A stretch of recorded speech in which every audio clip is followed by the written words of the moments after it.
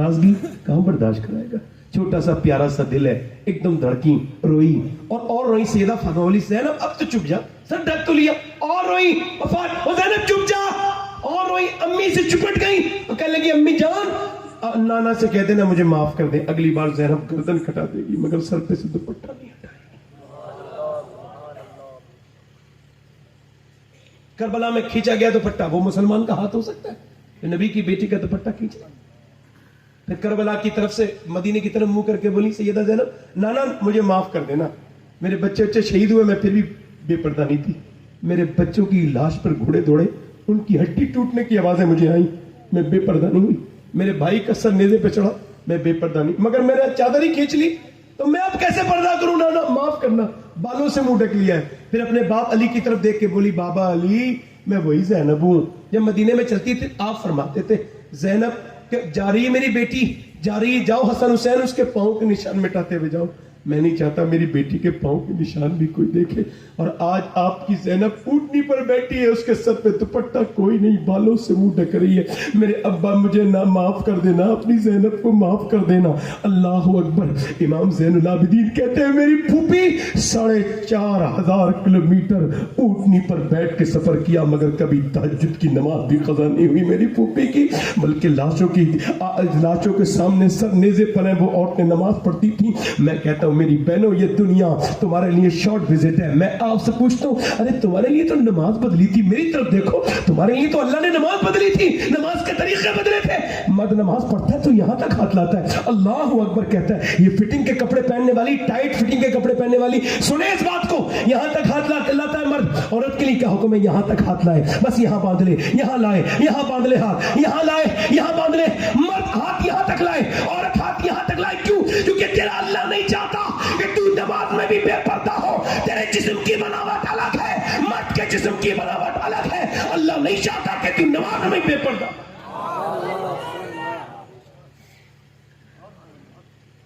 आज रविश में पड़ गई औरतें अंग्रेजों की।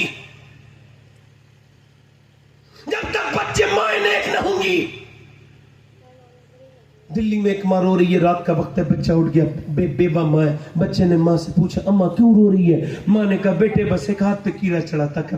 फिर सोचा कि आज तो कीड़ा हटा दिया, कब्र में जाऊंगी तो कैसी अंधेरी होगी, कैसे तख्ते लगा के चले जाते हैं लोग, कैसे मिट्टी डाल के चले जाते। बेटे बस वो कब्र की तन्हाई याद आ गई मेरे लाल, तो इस वजह से रो रही थी। बेटा भी सक के रोया, अम्मा तू तो बड़ी है, मैं तो बहुत छोटा हूँ, 8 साल का हूँ, मैं मर गया तो मेरा क्या होगा? माँ ने कहा बेटे सजदा कर, अल्लाह कब्र के अज़ाब से बचाएगा।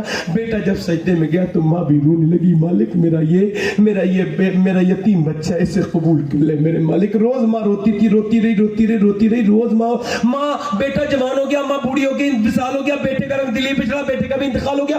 दिल्ली में लाखों हजारों करोड़ों औरतें आई, बड़ी बड़ी मालदारों की, जाकर के देखो मगर उनकी खबरों के निशान भी नहीं पता।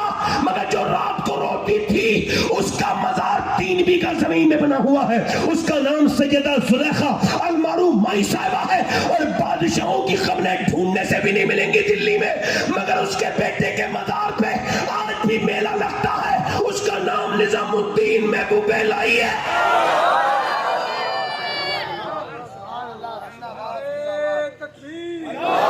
बात अपनी खत्म कर रहा हूं, 2 मिनट और बस। नौजवानों आपसे पूछ रहा हूं, खत्म कर रहा हूं बात अपनी। कोई ऐसा लॉकर बनाया है आपने? ऐसा लॉक, फिंगर लॉक और फेस लॉक सब है? कोई ऐसा लॉक है? अल्लाह से छुपा लो अपने गुनाह। एक औरत हुजूर की बारगाह में गई, गैर मुस्लिम थी, उसके सर पे दुपट्टा नहीं था। हुजूर ने फरमाया ले सलमान मेरे इसका सर पे मेरी चादर रख दे। तो बोला तो सही सुभान अल्लाह, बोले तो सही यार सुभान अल्लाह, चादर रख दे। सलमान फारसी बोले हुजूर मुसलमान की बेटी नहीं है, ये गैर मुस्लिम की बेटी है। मैं क्या हुआ, है तो किसी की बेटी, तू उसका सर ढक दे, अल्लाह क़यामत के दिन तेरे गुनाहों को ढक देगा। आज तुम्हारे मोबाइलों में ये तस्वीर है, ये रातों को करने वाले, और ये फिर बदकारी की आदत है। हुजूर फरमाते हैं जिसने किसी औरत को बुरी नजर से देखा उसकी आंख में जहन्नम की आग डाली। आंखों से देखना आंखों का ज़िना है, आंखों का ज़िना है। जिसने गैर औरत को हाथ लगाया, हुजूर फरमाते हैं शहावत की नजर से हाथ लगाया, उसने जहन्नम के अंगारे को हाथ छू लिया। और हुजूर अलैहिस्सलाम इरशाद फरमाते में आका कि आपको बताऊं, कुत्ता अगर भीग जाए तो नापाक है, कुत्ता अगर भीग जाए तो नापाक है, और सुअर ना भी भीगे तब भी नापाक है। मगर हुजूर मिसाल देते हैं, फरमाते हैं सुअर से जिस्म का लगना इतना बुरा नहीं है जितना किसी गैर औरत से जिस्म का लगना बुरा है। अब मजार पर, बाजारों में और जाकर के फ्लाइट में इधर उधर जब भी औरतों को देखो तो अपने बदन को कभी ऐसे बचाओ, कभी ऐसे बचाओ, ताकि लोग तुम्हें देख के समझ जाए हुजूर का गुलाम है। जिना इतनी बुरी चीज है, जिना इतनी बड़ी गुनाह है, इतना बदबख्त और बेकार गुनाह। हुजूर फरमाते जब आदमी जिना करता है ईमान उसके अंदर से निकल जाता है, और अल्लाह फरमाता है महबूब मैं जानी को माफ भी कर दूंगा ना, और उसको जन्नत भी दे दूंगा, तो जन्नत में अपना दीदार नहीं कराऊंगा। बताओ अगर मालिक रूठ जाए, आप मुझे अपने घर बुलाएं, एक कमरा भी दे दें और खुद बात ना करें तो? वैसे अल्लाह करीम है, रहीम है। वैसे जिना मुकाफाते अमल है, जो करता है उसकी तरफ लौटता है, पलटता है। हाँ, ये मुकाफाते अमल है, इसका बदला ऐसा कि दीवारों से लिया जाएगा। जिंजानी का मतलब यह कि वो बेइज्जत होकर मरता है, चेहरे पर रौनक नहीं होती उसकी। हाँ। मूसा अलैहिस्सलाम की कौम में बारिश नहीं हो रही थी, लोगों ने कहा मूसा बारिश की दिली दुआ करें। मूसा कहने लगे भाई जानवर मर रहे हैं, दुआ करें। मूसा गए जाकर पहाड़ पे बोले अल्लाह बारिश कर दे। रब ने फरमाया मैंने बारिश नहीं करनी, इस वजह से कि तेरी उम्मत में ऐसा आदमी है इसी मजमे में मौजूद है, भीड़ में, जिसने 40 साल से तौबा नहीं की है, लगातार गुनाह पे गुनाह करता चला जा रहा है। मूसा अलैहिस्सलाम कहने लगे वो कौन है जिसने 40 साल से तौबा नहीं की है, तेरी वजह से बारिश नहीं हो रही, जल्दी बाहर निकल। नहीं निकला। फिर मूसा ने कहा निकलता है कि नहीं निकलता है? और चोर को तो पता होता है मैं ही चोर हूं। वो कांपने लगा, मालिक देख मेरा राह में खोल, मैं तौबा करता हूं। रोया रोया मगर जोर से नहीं रोया, हल्के हल्के रोया। हुजूम गम में भी तौहीन ज़ब्त गम ना हुई, हम इस एहतियात से रोए कि आंख नम ना हुई। रो के बोला मालिक मुझे माफ कर दे, मैं कभी गुनाह नहीं करूंगा। मूसा ने कहा नाम मेंशन कर दूंगा, नाम ले दूंगा, वरना जल्दी से निकल। कहने लगा मालिक देख नीचे उतरूंगा ना तो रुसवा हो जाऊंगा हमेशा के लिए। चल मैंने मानता हूं, मैं मानता हूं, सिलेंडर करता हूं तेरे सामने कि मेरे जैसे कोई गुनहगार नहीं। मैंने बड़ी रातें गुनाहों में गुजारी है, बड़ी खताएं की हैं मेरे मालिक, मुझसे बड़ी कमियां हुई हैं। मैं तेरी तरफ पलटूंगा। तू मेरा वो रब है कि मेरी माँ के पेट में तूने मुझे खाना खिलाया, मेरी माँ का खाना अलग था और मेरा अलग था, तो तूने माँ के खाने में से मुझे अंदर दिया, वो खाना जो मेरे लायक था, तू खिलाने वाला तू ही था। माँ को गर्मी लगती थी मगर बच्चे को कभी गर्मी नहीं लगने देता था तू। ऐ मेरे मालिक तूने मुझे इंसान बनाया, मुसलमान बनाया, मुझे माफ कर दे। मैं तुझसे तौबा करता हूँ, सच्ची तौबा कभी नहीं करूंगा। मालिक देख मुझे रुसवा न कर, मैं बेकार हो जाऊंगा, हमेशा गली जलील हो जाऊंगा। ये कह के वो रोया कि मेरे मालिक अगर मेरे तरह कोई गुनहगार नहीं तो तेरे जैसा कोई करीम नहीं। ऐसा टप टप टप आंखों से आंसू गिरे के आसमान की तरफ से बारिश होने लगी। इतनी बारिश, उधर आंसू उधर बारिश। मूसा सारे भाग के चले गए, मूसा नहीं गए। कहने लगे मालिक तूने बारिश कर दी। अल्लाह ने फरमाया हाँ, जिसने पहले तौबा नहीं की थी अब उसने तौबा कर लिया, उसकी वजह से बारिश नहीं हो रही, अब उसकी वजह से बारिश हो गई है। मूसा कहने लगे तो फिर अल्लाह उसका नाम तो बता दे। अल्लाह ने फरमाया मेरे बंदे ने तौबा नहीं की थी तब नाम नहीं बताया, अब तो उसने तौबा कर लिया, अब क्या नाम बताऊंगा। मैंने अपने इन हाथों से 18 साल के लड़कों को दफन किया, इन हाथों से। मैं पिन्नी के अंदर उठा के लाया हूं भेजे, जो मोटरसाइकिल पर लड़के गिर जाते हैं तो एक्सीडेंट हो जाता है। मेरे सामने मेरे बाप दफन हुए थे, मुझे किसी तकरीर की जरूरत नहीं है। अल्लाह मेरा जानता है कि मेरी तन्हाइयां मेरी कब्र को बड़ी याद करती है। याद करो, रहना ना कब्र में, एक तन्हाई में रहना।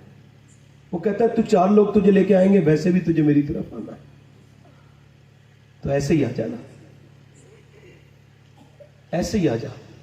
एक बंदे ने कहा मैं मर जाऊं ना अपने लड़कों से, हुजूर अलैहिस्सलाम फरमाते एक बंदे ने कहा अपने लड़कों से मैं मर जाऊं ना तो मेरी लाश को कफन उफन ना देना, ऐसी लेके जाना घसीट के और फिर आग लगा देना। लोग लेके जा रहे थे ना, लोगों ने पूछा भाई क्यों लेके जा रहे हो? ऐसे घसीट के, न कफन पहनाया न दफन, न तुमने इसे जो कपड़े नए पहनाए, ऐसे ही लेके जा रहे हो। कहने लगे मेरा बाप कहता था मैं इस लायक नहीं हूं जिसे कफन दिया जाए, न मैं नमाज जनाजे के लायक, मैंने तो अपनी पूरी जिंदगी अल्लाह को भुलाया, उसे भूल के रहा, कैसे अब जाऊं उसकी बारगाह में। तो मेरे बाप ने कहा आग लगा दी उसके अंदर, और उसने कहा था मेरी आग फेंक देना, राख मेरी समंदरों पर और पहाड़ों पर फेंक दी। जब फेंक दी तो अल्लाह ने अपनी रहमत से, हुजूर फरमाते हैं, उसे जमा किया। पूछा तूने क्यों आग लगवाई अपने अंदर? जब उसे जमा किया ना अपने सामने, तो कहने लगा मालिक इतने गुनाह किए थे, किस मुंह से आता तेरे सामने? शर्म आती, शर्म आती, शर्म। बस शर्म की वजह से आग लगवा ली अपने अंदर, हिम्मत नहीं थी तेरे सामने आने की। अल्लाह ने फरमाया मैं तुझे क्यों ना बख्शूं जबकि तू मुझसे दिन देखे इतना डरता है। अल्लाह ने उसे बख्श दिया।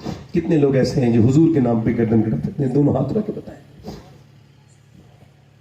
नीचे हाथ कर रहे हैं, दोनों हाथ रख के बताएं कितने लोग हुजूर के नाम पे गर्दन कटा सकते? दोनों हाथ रख के बताएं।